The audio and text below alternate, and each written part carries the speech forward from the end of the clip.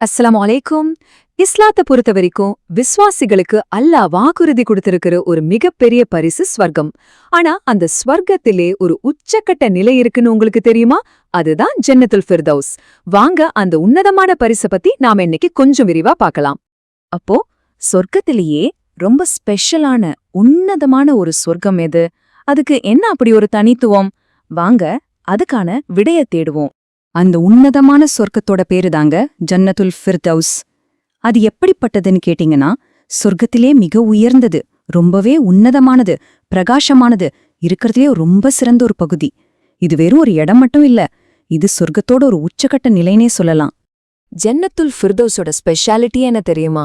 அதோட கூரை வேற எதுவும் அல்ல, சர்வ வல்லமையுள்ள அல்லாஹ்வுடைய அரியாசனம், அதாவது அர்ஷ். கொஞ்சம் யோசிச்சு பாருங்களேன், இறைவனோட அர்ஷுக்கு கீழே இருக்கிற ஒரு இடம். அல்லாவுக்கு இவ்ளோ நெருக்கமா ஒரு இடத்த அடைய முடியுதுன்னா அதை விட பெரிய பாக்கியம் வேற என்னங்க இருக்க முடியும்? சரி, கேட்கவே இவ்ளோ பிரமிப்பா இருக்கு. அப்போ இந்த அற்புதமான இடத்துக்கு யார் போக முடியும்? யாருக்கெல்லாம் இந்த பாக்கியம் கிடைக்கும்?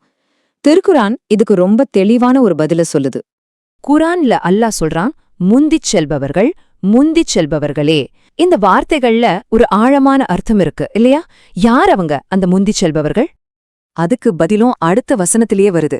அவங்க தான் அல்லாவுக்கு ரொம்ப நெருக்கமானவங்க, பாக்கியம் நிறைஞ்ச இன்பமான சோலைகள்ல அவங்க இருப்பாங்கன்னு அல்லாஹ் சொல்றான். அதாவது ஈமான்லயும் சரி, நல்ல அமல்கள் செய்யறதுலயும் சரி, யார் மத்தவங்கள விட முந்திக்கிட்டு ஒரு படி மேல போறாங்களோ அவங்களுக்கு தான் அந்த உன்னதமான இடம். இத கேட்கும்போது நம்ம மனசுல ஒரு கேள்வி வரும், என்னால் எல்லாம் அந்த நிலைய அடைய முடியுமா அப்படின்னு. பதில் என்னன்னா, இன்ஷா அல்லாஹ் நிச்சயம் முடியும். அதுக்கு என்ன வழிங்கிறதும் ரொம்ப தெளிவா சொல்லப்பட்டிருக்கு. அந்த பாதை ஒன்னும் ரொம்ப கஷ்டமானது இல்ல, அதுக்குன்னு ஒரு தெளிவான வழிகாட்டல் இருக்கு. சிம்பிளா சொல்லணும்னா அது ஒரு 2 ஸ்டெப் ப்ராசஸ். இந்த 2 விஷயத்தையும் நம்ம சரியா புரிஞ்சுக்கிட்டு செஞ்சா போதும், இன்ஷா அல்லாஹ் அந்த இலக்கை நாமளும் அடையலாம். அந்த 2 படிகள் என்னன்னா, 1 நல்ல காரியங்களை செய்யறதுக்கு முயற்சி செய்யறது, அதுக்காக ஓடுறது. 2வது அது கிடைக்கணும்னு அல்லாஹ் கிட்ட மனசு உருகி துவா கேக்குறது.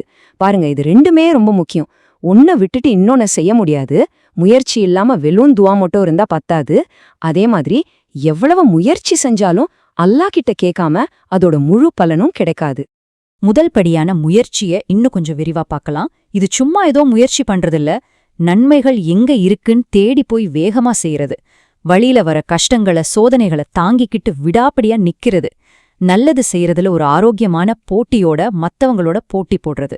முக்கியமா தீமையான விஷயங்களோட நிழல் கூட நம்ம மேல படாத அளவுக்கு நம்ம பாதுகாத்துக்கிறது. இது 1 நாள் 2 நாள் விஷயம் இல்ல, இது ஒரு வாழ்நாள் பயணம். ஆனா நம்மளோட கடின உழைப்பு மட்டும் போதுமா? அது இந்த சமன்பாட்டுல ஒரு பாதிதாங்க. இது கூட சேர வேண்டிய 2வது படி இருக்கு பாருங்க. அது நம்மளோட உயிர்க்கும் மேலான நபி ஸல்லல்லாஹு அவங்க நேரடியா நமக்கு கத்து கொடுத்த ஒரு பவர்ஃபுல்லான வழி. நம்ம இலக்க அடையறதுக்கான சாவி அதுலதான் இருக்கு. நபி ஸல்லல்லாஹு சொன்னாங்க, சொர்க்கத்துல 100 படித்தரங்கள் இருக்கு. 100! யோசிச்சு பாருங்க, எவ்ளோ பிரம்மாண்டமா இருக்கும்னு.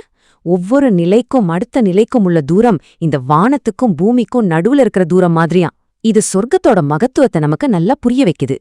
அந்த 100 நிலைகளோட உச்சியில இருக்கிறது தான் அல் ஃபிர்தௌஸ். சொர்க்கத்தோட அந்த 4 முக்கியமான நதிகளும் இங்கிருந்து தான் உருவாயி ஓடுது. இதுதான் அதோட மிகப்பெரிய தனித்துவம். இப்போ அந்த சக்தி வாய்ந்த அறிவுரைக்கு வருவோம். நபி ஸல்லல்லாஹு அவங்க ரொம்ப ரொம்ப தெளிவா சொல்றாங்க, நீங்க அல்லாஹ் கிட்ட கேக்கும்போது அல் ஃபிர்தௌஸே கேளுங்கள். சின்னதா எதையும் கேட்காதீங்க. கேக்குறது தான் கேக்குறீங்க, இருக்கிறதிலேயே உயர்ந்தத கேளுங்க. ஏன்னா நீங்க கேக்குறது பிரபஞ்சத்தோட அதிபதியான அளவற்ற அருளாளன் கிட்ட. அப்போ ஜன்னத்துல் ஃபிர்தௌஸா அடையறதுக்கான ஃபார்முலா இதுதான். ஒரு பக்கம் உங்க செயல்களால உங்களால முடிஞ்ச அளவுக்கு முயற்சி பண்ணுங்க. இன்னொரு பக்கம் உங்க பிரார்த்தனைகளால உங்க இறைவன் கிட்ட மனசு விட்டு பேசுங்க. ஒன்னு உங்க உழைப்பு, இன்னொன்று உங்க நம்பிக்கை. இது 2ம் ஒன்னா சேரும்போதுதான் அந்த உன்னதமான இலக்கை அடைய முடியும். இறுதியா இது ஒரு கேள்வியோட முடிக்காம நம்ம எல்லாரும் சேர்ந்து செய்யற ஒரு பிரார்த்தனையோட முடிப்போம். நம்மளோட முயற்சிகளையும் நம்மளோட துவாக்களையும் அல்லாஹ் ஏற்றுக்கொண்டு நம்ம எல்லாரையும் அந்த மிக உயர்ந்த சொர்க்கமான ஜன்னத்துல் ஃபிர்தௌஸ்ல ஒன்னா சேர்ப்பானாக. ஆமீன்.